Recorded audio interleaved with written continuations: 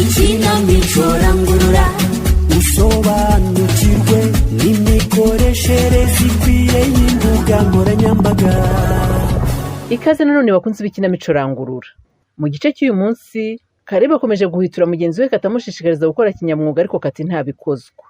Agatako ngo afitiye kundwa amakuru y'ingirakamaro. Ni mu ikinamico rangurura. Ariko nawe ntukarakare cyane nk'abana kari buso. Ahubwo we ntukice gahunda nk'abana cyangwa abantu batari seriye. Ariko se sinakubwiye icyabiteye kare buso. Nanjye rwose numvaga nshaka kuza tukavugana ariko nawe byo muri saro urabizi. Yego abagore mutinda cyane ku bintu byo kwitunganya no gusa neza. Ariko nawe wakabije pe. Umuntu akoresha inzara kuva mu gitondo kugeza ijoro riguye. Ntabwo ariho nagorobereje burya hashize umwanya ndaza. None se kuki utahise umpamagara ngo duhure kandi uzi ko nari nabigusabye? Nageze hano hari abakiriya benshi cyane. Urumva rero ntabwo nari gutabakiriya ngo nze kukureba. Yewe uyu mukiriya we ntiwamutabirumvikana. Gusa ubuho twavugana kuko urabona ko bataraba benshi. Banza umbwire mbere na mbere niba wamaze gutunganya dosiye ipiganira rya soko ry'umurenge.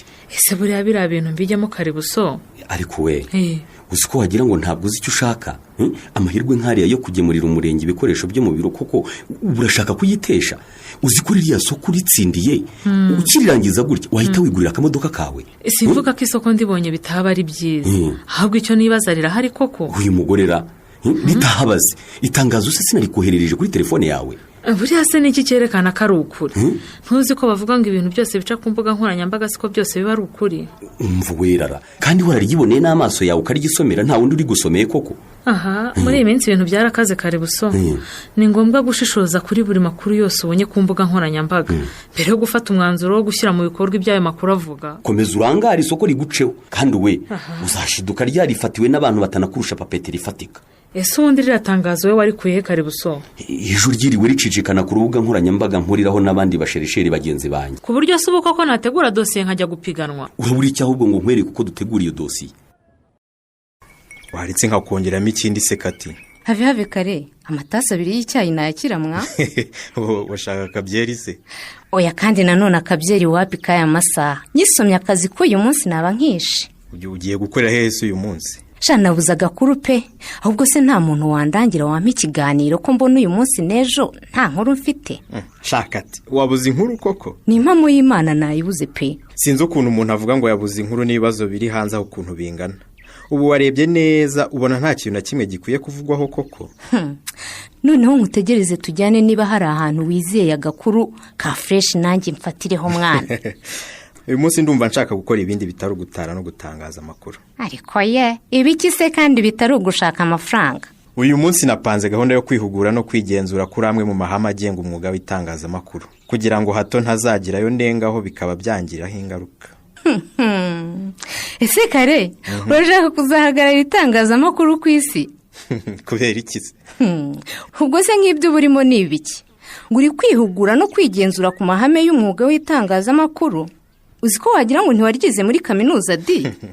Ahubwo niwe wagira ngo ntiwaryize. Ni gute umuntu nkaho ufite impamyabumenyi ya kaminuza mu itangazamakuru adafata umwanya ngo yisuzume asuzume n'ibyo atangaza arebe niba nta kibazo byamuteza cyangwa ngo bigiteze muri rubanda? Mva shaka re nkubwije ukuri byo nta mwanya nabibonera pe.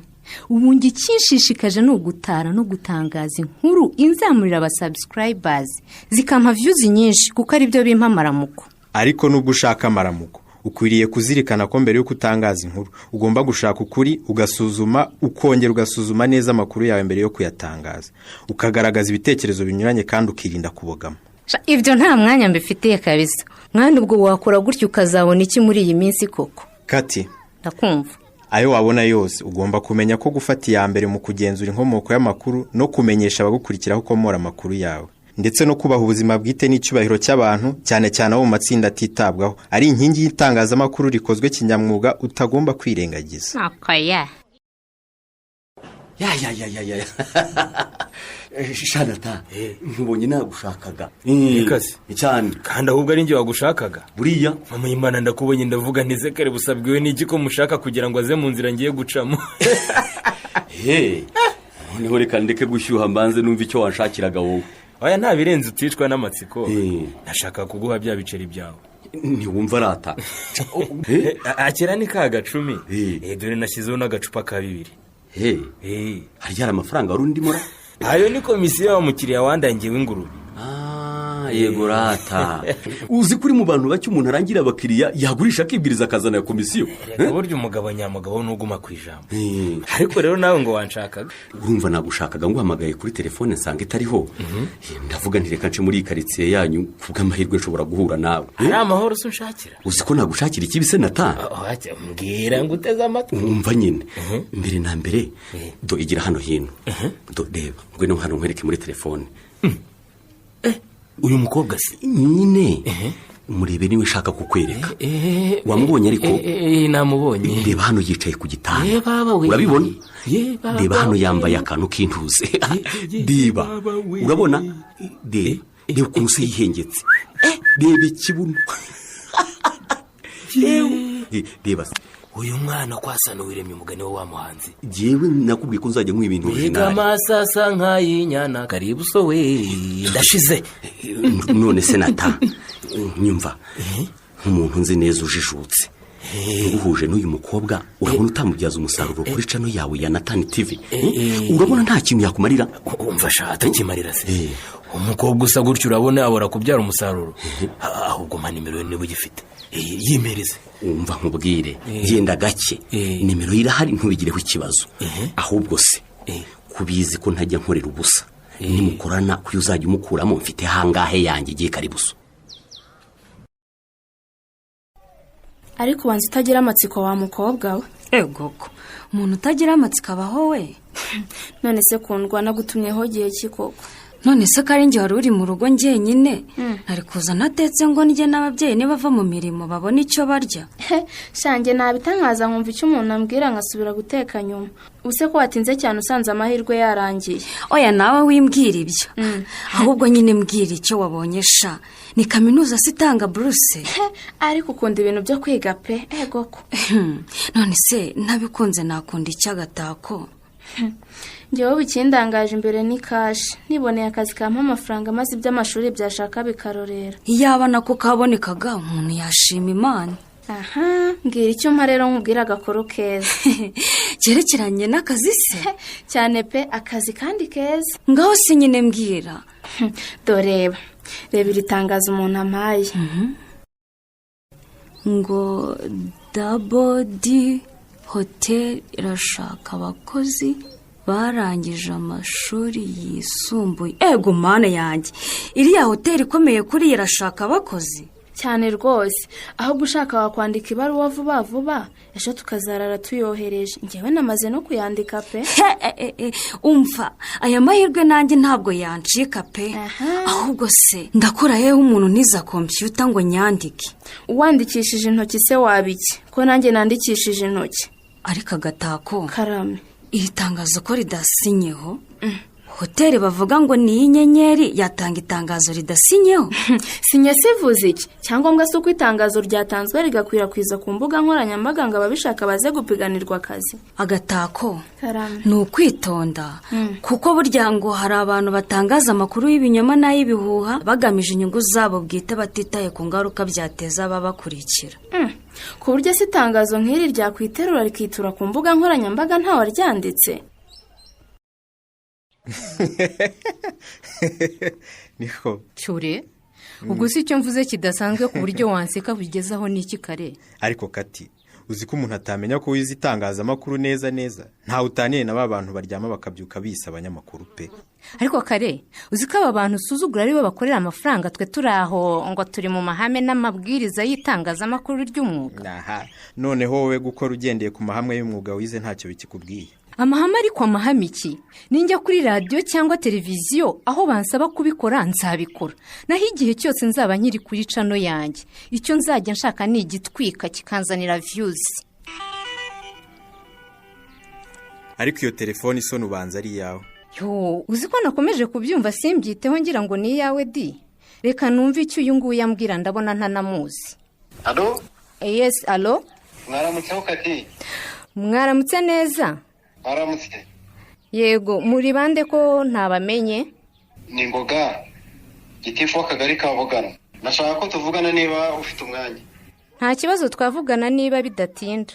Ntacyo reka ndase ku ntego kugira ngo wikomereze akazi kawe kandi nanjye njye mu bindi. Nibyo byaba ari byiza cyane. Icyo nshaka ko tuganiraho ni ikiganiro uherutse gukora n'abacuruzi bo mu isantere ya Buganwa uvuga ngo ubuyobozi bwabafungiye amaduka ku buryo bw'akagambane. ntibyabaye se hari icyo nabeshyeho? n'ubu ugiye mu isantere ya Buganwa ntiwasanga amaduka menshi afunze.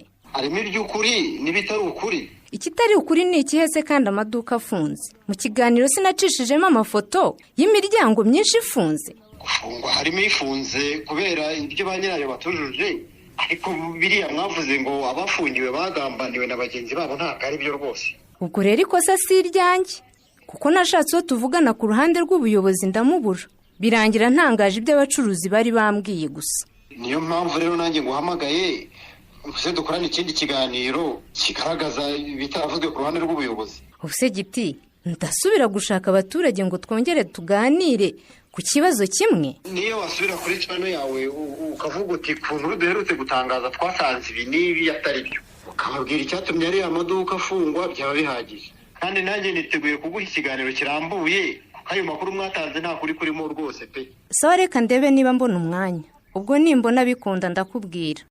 none se ko n'ubundi wari wabuze inkuru wahise ujya gufata iyo? nuko ye, ubwo si yo ni inkuru ubwoko kikare ko numva ahubwo nshaka no kutajyayo. ukarekeraho inkuru ivuga ku ruhande rumwe kandi ubonye iguha amakuru y'urundi ruhande. ariko kundwa ndakumva. fotunga nawe wagiye ureka kwigira umuntu wo muri za 80 na kangahe? gute sinigeze uwo muri za 80 agatako? ubu iri tangazo uraripinze? sindipinze ariko sinahita nshya ngo kuko mbonye itangazo ry'akazi, kuko rifite ibintu byinshi umuntu yarikemanga. ibihe se urikemanga? singibi ibirango bya hoteli biriho? niba se biriho kuki nta sinya y'umuyobozi wa hoteli iriho? kuki nta kashe siriho? ubu se kuki nta rwego rw'ubuyobozi hano muri Buganwa twigeze tubyumvana? ariko mwana mukecuru wanjye hano arantangaje koko, akabazanyamo gitifu na mudugudu. noneho niba ari ibyo mukanya urajya kubaza na mutwara sibo. ntanamubaza ariko burya ngo igihe abaturage twakiriye amakuru adasobanutse tugomba kubanza kuyasuzuma neza, tubaza ubuyobozi bw'inzego z'ibanze mbere yo kuyasangiza abandi no gushyira mu bikorwa iby'ayo makuru adushishikariza gukora. aha, genzura sinkubojeje. ngiye rwose ejo ndazindukana ibaruwa yanjye njya kwisabira akazi. akira telefoni yawe, ndabona baguhamagaye. ninde umpamagaye? sinzi, ndabona ari nimero nta mazina ariho. alo? yes Agtako, how are you? I'm fine. ninde ko nakumenye? sure, ntabwo nzi. nitwa Natani, ndi umunyamakuru wikorera, mfite channel yitwa Natani TV. wow, it's amazing. ntabwo numvaga ko nahamagarwa n'umunyamakuru pe. nimero yanjye se wayikuye he? ayosha, nawe uracyabaza bya bibazo by'abana bakiva muri primaire ngo wakuyehe nimero yanjye koko?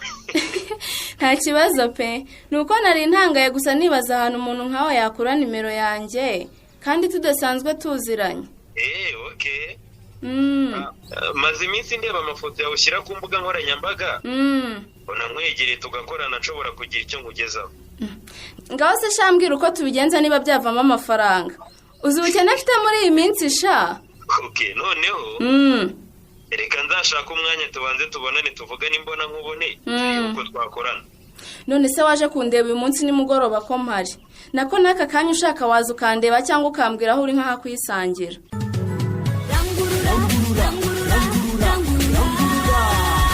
iyi mikoranire ya Natani n'agatako izaba iteye ite? naho mu ikinamico rangurura y'ubutaha. ikinamico rangurura muyigezwaho n'umuryango nterankunga w'abanyanoruveje n'umuryango uharanira uburenganzira bwa muntu n'iterambere mu karere k'ibiyaga bigari ku nkunga y'umuryango w'ubumwe bw'ibihugu by'i Burayi, mukayitegurirwa n'Urunana Development Communication.